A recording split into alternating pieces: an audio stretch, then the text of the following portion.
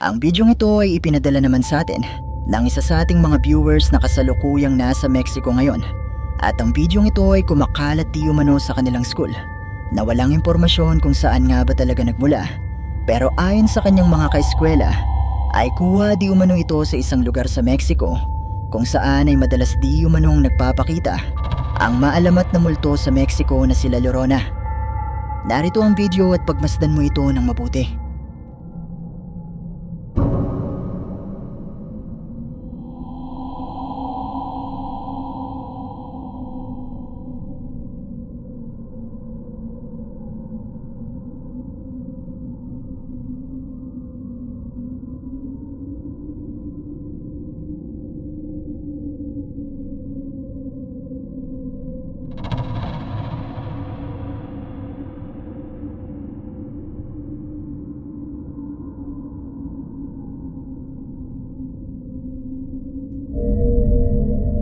Mula sa bidyong ito ay makikita sa malayo ang puting imaheng ito na animoy isang tao na may purong puting kasuotan na naglalakad o lumulutang sa madilim na lugar na ito.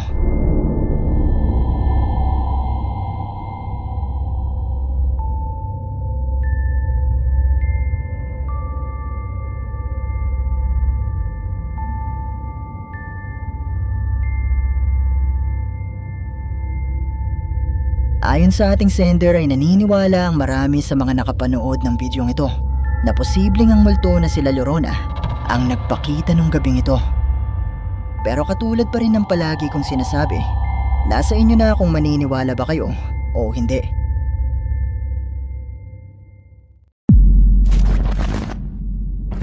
Nitong nakaraan ay halos hindi na mabilang ang dami ng mga litrato at video ng di umano'y mga unidentified flying objects o UFO na namamataan sa kalangitan mula sa iba't ibang mga bansa.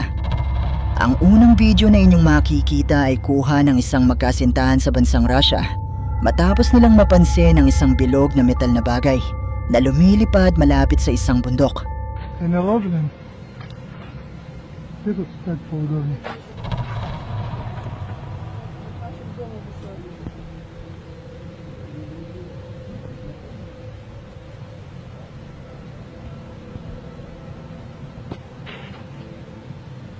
А что это вообще такое?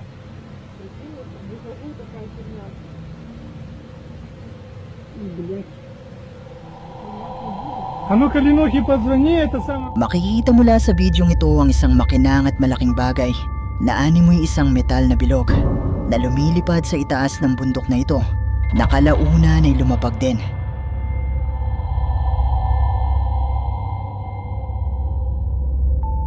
Ang bidyong ito naman ay kuha ng isang magkasintahan na habang bumabiyahe sa isang lugar sa Mexico ay may napansing isang kakaibang bagay na kumikinang malapit sa isang bundok.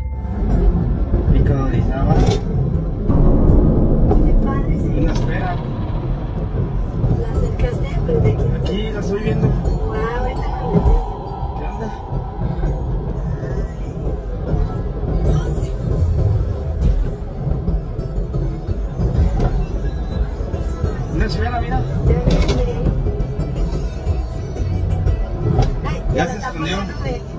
No, fue la nube.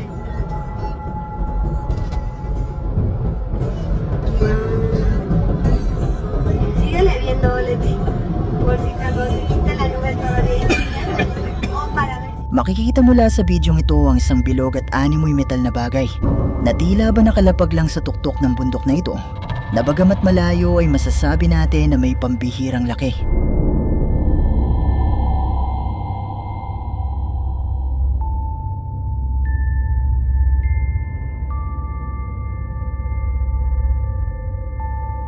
Ang bidyong ito naman ay mula sa isang TikTok user sa Thailand. Nakuha habang sila ay kumakain sa isang restaurant at may mapansin silang kakaibang bagay na lumilipad mula sa kalangitan.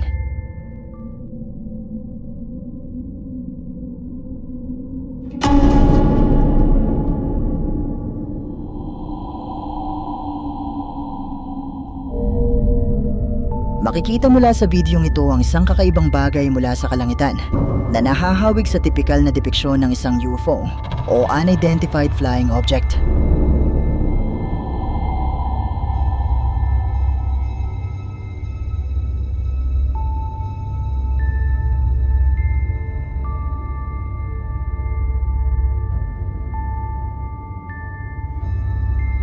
Ang mga bidyong ito ay ilan lamang sa mga videos na kumakalat ngayon sa internet na pinaniniwalaan ng marami na totoo at hindi gawa-gawa lamang. Kung kaya naman mas naging maingay ang mga espekulasyon kung ang mga aliens nga ba ay nandito na sa ating mundo. Pero totoo nga kaya ang mga bidyong ito? Malaya kayong i-comment sa ibaba ang inyong mga opinyon. Wait, napansin ko na 80% sa mga viewers ay hindi pa nakasubscribe dito sa ating channel. Kaya naman kung ikaw ay isa sa 80% na ito, iniimbitahan kita na i-hit ang subscribe button at ang notification bell dahil marami pang mga nakakatakot na videos ang paparating. Ang Korean ghost hunter na si Michael, na may-ari ng YouTube channel na Dutch Michael, ay kinontak ng isa sa kanilang mga viewers para paimbestigahan ang kanyang tahanan na di umano'y haunted. Ayon sa kwento nito ay madalas di umano siyang nagigising tuwing gabi dahil sa mga pagkatok sa pintuan at mga yabag na nagmumula sa labas ng kanyang kwarto. Dagdag pa nito ay madalas di umanong gumagalaw at nagbubukas ang mga gamit sa loob ng kanyang bahay. Kung kaya naman naisipan niyang humingi ng tulong kay Michael, na agad naman na nagtungo at sinubukang mag-imbestiga habang siya ay naka-livestream. 계십니까?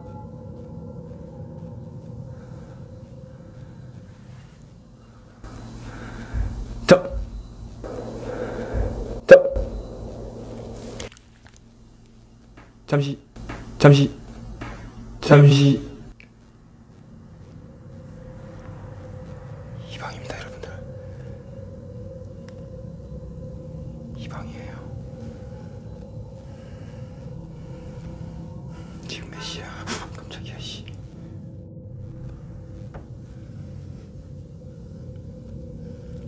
이 방에서 녹소리가.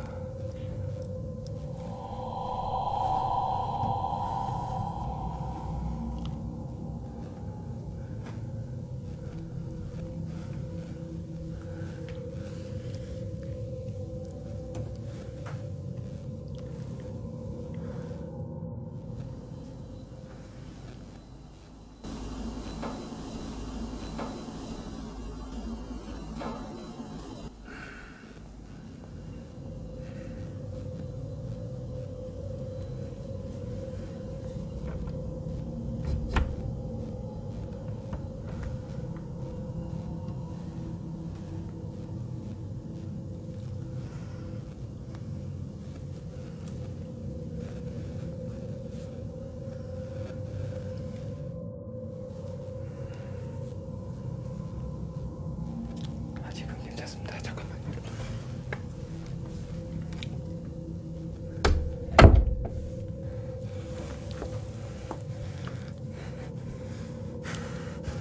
잠깐만요. 잠깐만.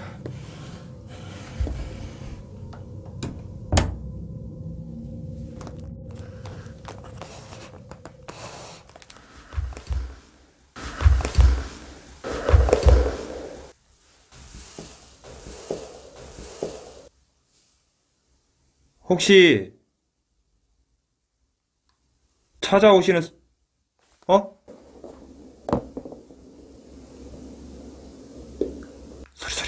소리 걷는 소리 잠깐만 걷는 소리 오셨습니까? 걷는 소리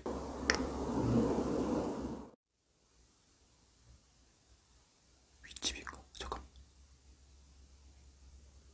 오셨어요?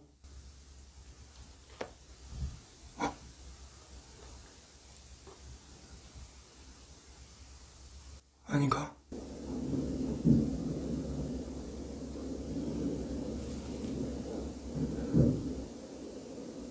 윗집인가? 누구세요? 왔어요 혹시? 그 소리는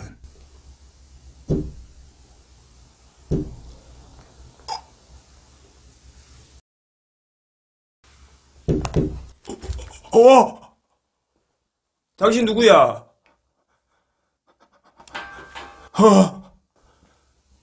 당신 누구야? 여기 사람 사는 곳이야.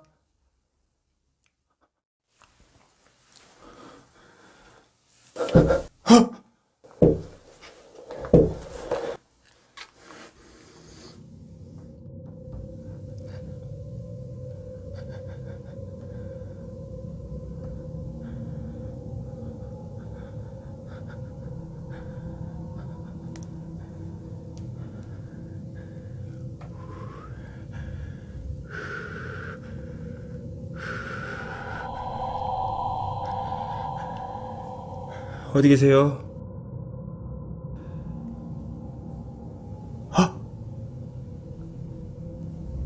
어디 계세요? Sinubukan ni Michael na magkulong sa loob ng kwarto at dito nga ay nakarinig siya ng mga pagkatok at mga yabag sa labas ng kwarto na tumutugma sa kwento ng may-ari ng bahay na ito.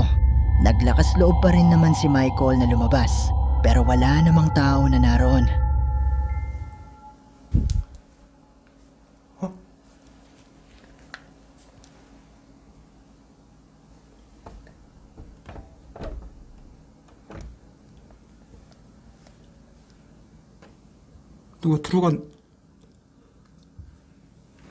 누가 들어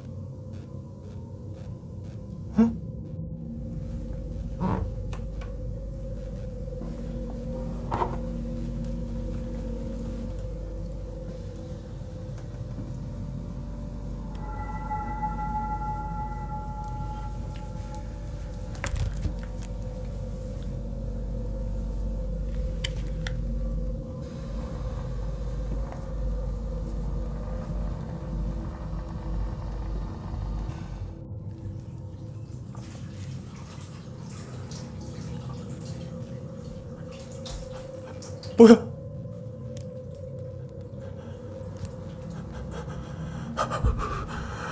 미치겠다 이게 진짜.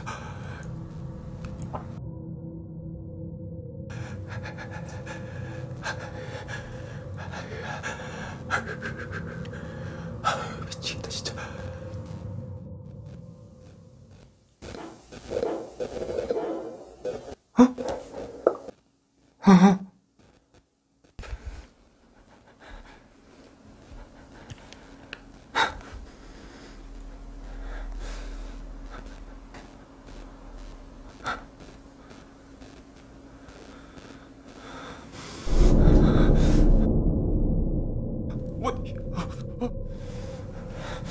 당신 부적 태우기 전에 당장 나가. 분명히 말했어.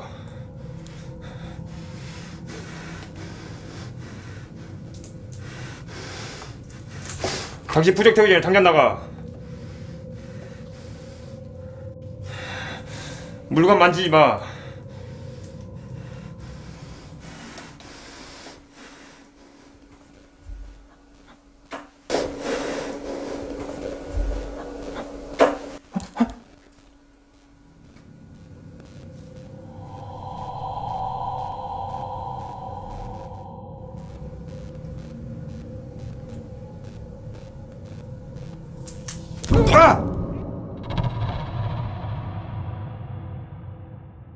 어이씨.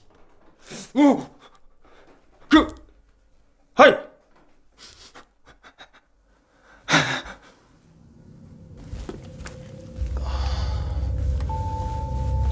Nagumpisa nang magbukas ang mga gamit sa loob ng bahay kagaya ng computer at ng massage chair na ito. At nagumpisa na ring makita ni Michael ang kusang paggalaw na mga gamit sa loob ng bahay. Dito na nagumpisang makaramdam ng kilabot si Michael at muling nagkulong sa loob ng kwarto.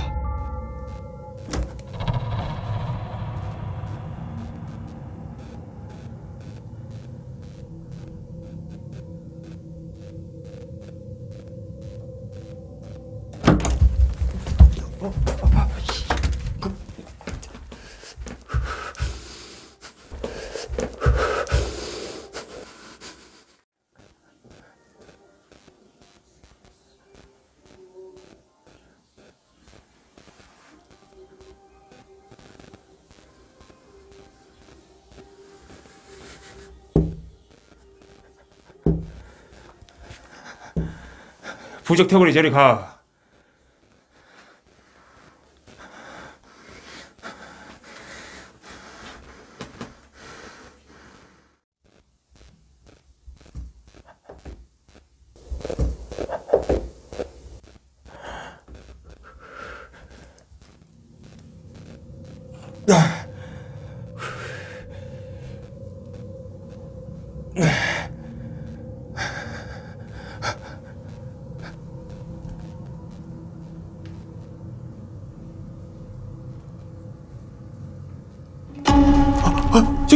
저기 방금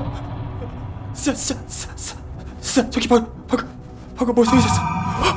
방금 뭐 생겼어. Nang hinawakan ni Michael ang doorknob, ay naramdaman niya na merong nagpapagalaw nito mula sa labas. At maririnig nga ang mga yabag at pagkatok na nagmumula sa labas ng kwarto.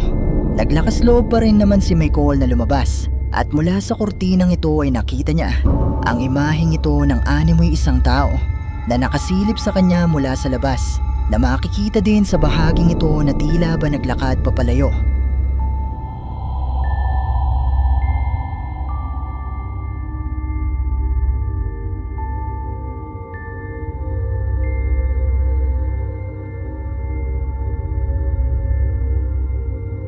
Matapos nito ay nagsagawa si Michael ng isang ritual para subukang itaboy ang mga posibleng gumagambala sa bahay na ito.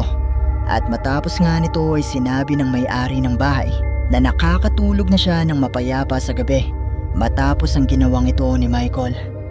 Pero haunted nga kaya ang bahay na ito? Isa nga kayang multo ang nagpakita kay Michael sa kurtinang ito? Kayo, ano sa palagay nyo?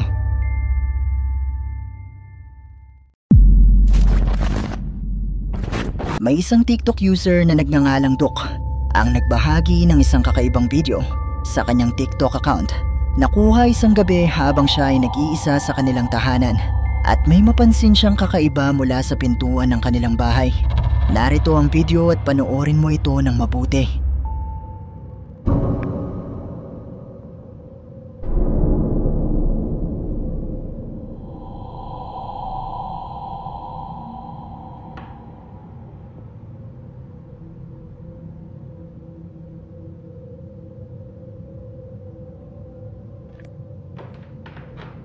What in the actual hell?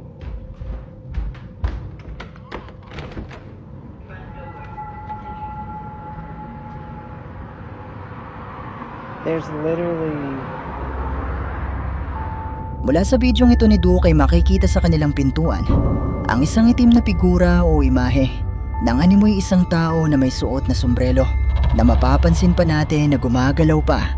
Pero nang lumabas na si Duke para kumpirmahin kung sino ito, ay wala namang tao na naroon.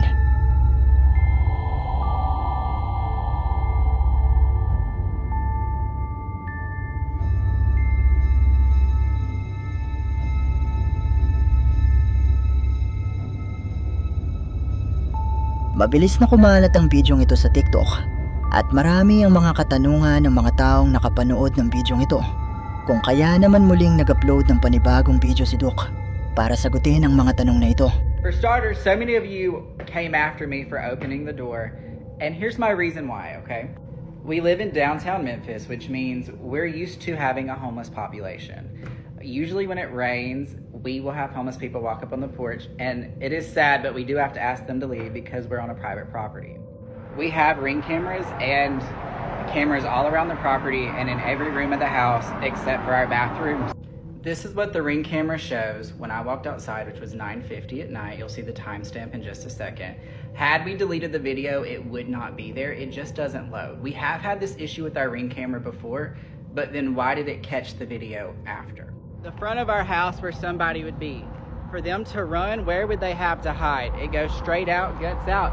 This way, another commercial building, it juts out. They would also have to jump down into this drop of a fence and go that way.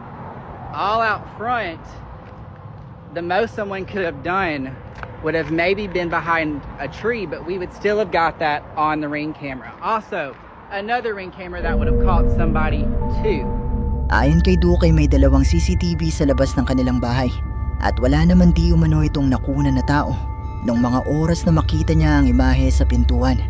Kung kaya naman maging siya ay nahihiwagaan din kung ano nga ba talaga ang nakita niya nung gabing ito. Pero posible nga kaya na isa itong multo. Kayo, ano sa tingin nyo?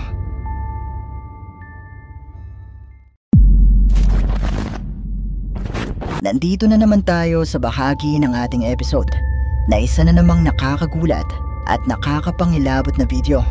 Kaya naman muli akong nagpapaalala na kung kayo ay may sakit sa puso o masyadong magugulatin, ay mas makabubuti kung i-skip nyo na lang ang videong ito. Ang videong ito ay isa lamang short film o pagsasadula at ang kwento ay hango sa totoong karanasan ng isang babae sa loob ng isang MRT tunnel sa bansang Indonesia. Yep. Okay. No, literally aku punya file ni, it's just blue color. The red one aku. It's supposed to be red color. You're supposed to bring home the Okay, red one. the red one tadi aku left it in office. Kau combine-kan ke kau termasuk No, ke cannot. dalam beg ke? Kau check lagi. Termasuk. Ah. Okay, kejap. Aku tengah check one by one. Aku tengah tengok piece by piece Tak ada. There's no red. Envelope ke? Tak ada. Envelope semua pun tak ada. Apa ni? Tak ada satu pun. Ya. Aku rasa ni semua dia kita settle. Ayo. Apa aku cakap? Aku cakap kau dah Aku tak dengar. Hello? Hello? Duduk kau Bising lah tempat aku. combine-kan pula. Kau duduk kau.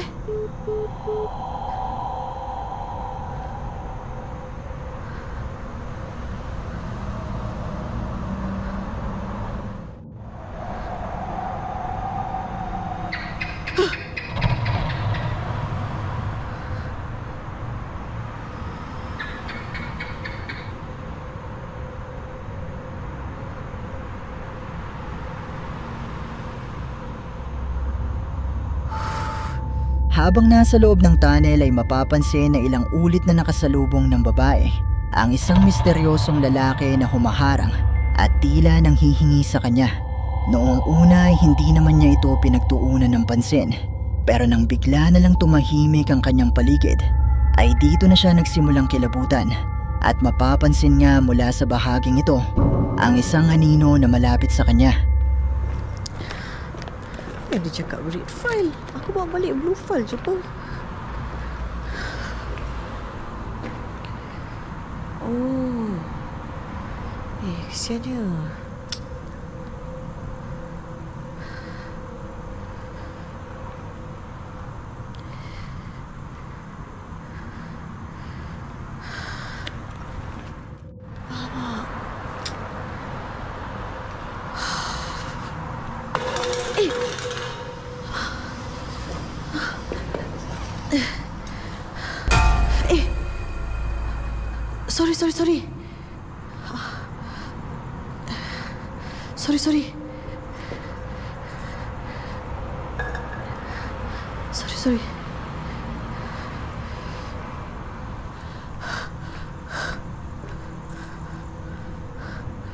Sorry. Sorry.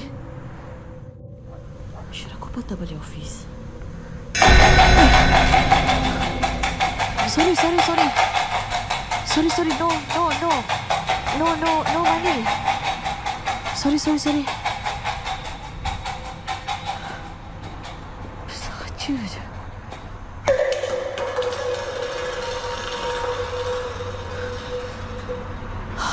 Masalah kau. I don't.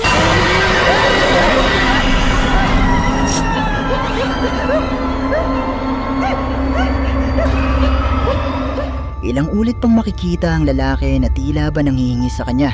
Pero dahil wala siyang barya ng mga oras na ito, ay wala siyang naibigay dito. At sa bahaging ito ng tila na puno na siya sa kakulitan ng lalaki, sa kanyang paglingon ay nakita na niya ang nakapangingilabot na multong ito.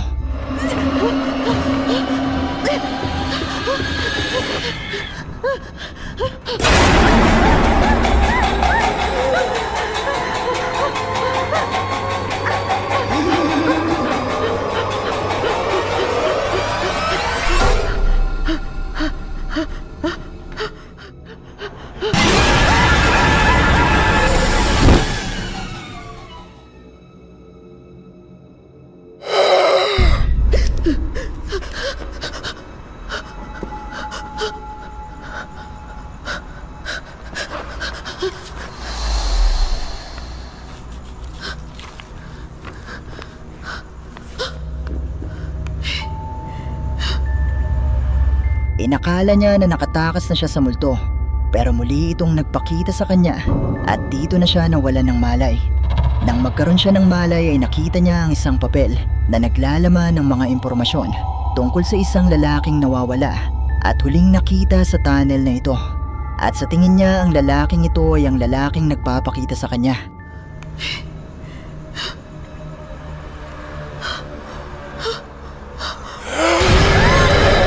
At dito na nagtatapos ang ating video. Kung nagustuhan mo ang video ito, sana ay mag-iwan ka ng like at ng iyong komento. At kung hindi ka pa nakasubscribe sa channel na ito, ay mag-subscribe ka na at i-hit mo na rin ang notification bell para updated ka sa mga bago nating upload. O paano? Paalam mo na sa ngayon at kita-kits na lang sa susunod nating video. Maraming salamat. Shoutout sa ating channel members, ang Team Loyal, Zedle PH, Agustin Guban Vlog, Pumpkin Scally, Jumar Safe, Noel Akil, Okut Sulin, at Benji Calantas.